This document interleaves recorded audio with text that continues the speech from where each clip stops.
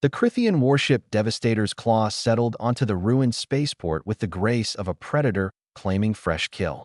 Warlord Zexthor descended the ramp, his four arms flexing in anticipation. Earth had fallen in 3 days.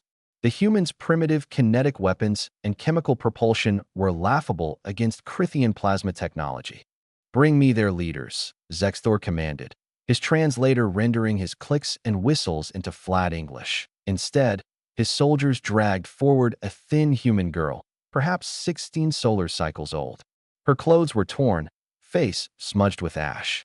Behind her, a young male, equally disheveled, struggled against his restraints. "This is all we found in the area, Warlord," Captain Vexnil reported. The others fled underground. Zexthor's mandibles clicked in irritation. "A child? Where are your military commanders?"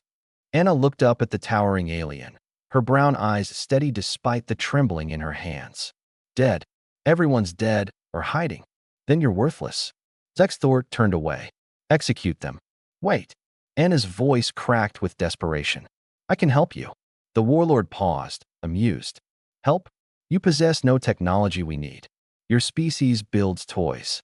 "Not technology," Anna said quickly. "Information. About the other human colonies. The ones you haven't found yet." Lewis shot her a horrified look. "Anna, no," she ignored him. "But first, you need to look under the spaceship." Zexthor's four eyes narrowed. "What spaceship?" "That one."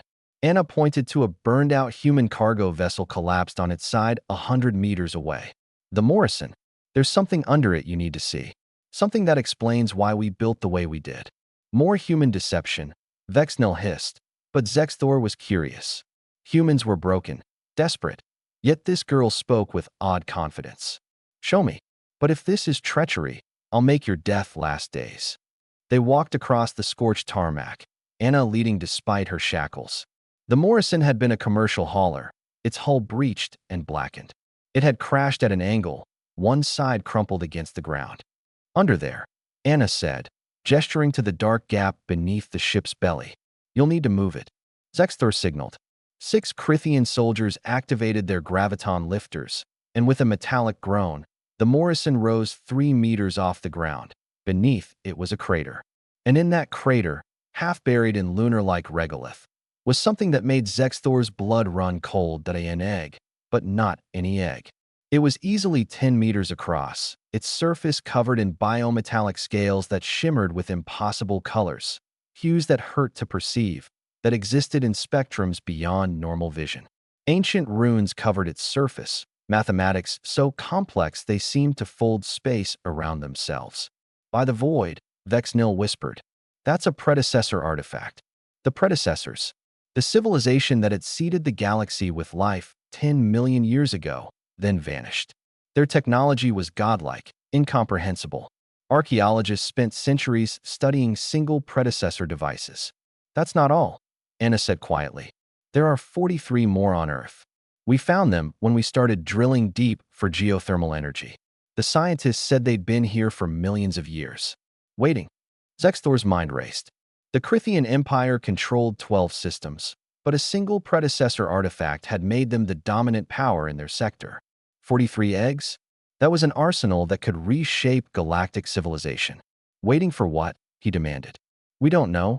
Lewis spoke up, his voice tight. "They respond to certain gravitational fields.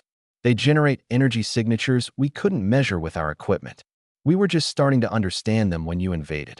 Anna stepped forward. "Every spaceship we built, every settlement, we built them over these eggs. To study them.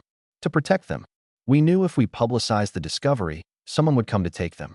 We were trying to understand them first." "You built your entire civilization as camouflage," Zexthor breathed.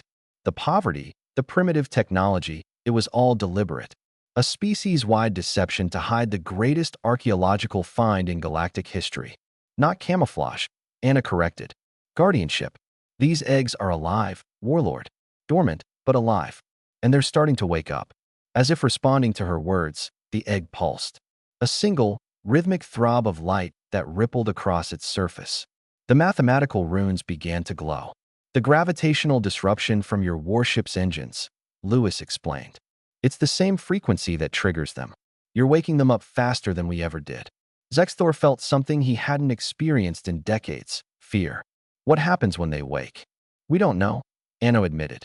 But the last time we accidentally stimulated one with a fusion reactor, it vaporized a 3-kilometer radius. And that was just a reflex. A twitch. The egg pulsed again, stronger. Around the spaceport, Prithian sensors began shrieking warnings. Underground, 42 other eggs responded in sympathetic resonance. You can leave Earth, Anna said softly.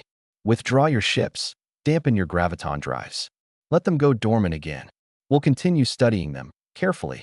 Or you can stay, and we'll all find out together what the predecessors left sleeping under our feet. Zexthor looked at the girl, this poor, ragged human child who had just backed the most powerful military force in the sector into an impossible corner. Not with weapons or technology, but with the truth that humanity had been living on a trigger for thousands of years. You knew this would happen, he said. You knew we'd skin the planet. Anna smiled grimly. We knew someone would come eventually. We just had to survive long enough to show you why that was a mistake. The egg pulsed a third time, and across Earth's surface, ancient things began to dream as Zexthor gave the order to withdraw.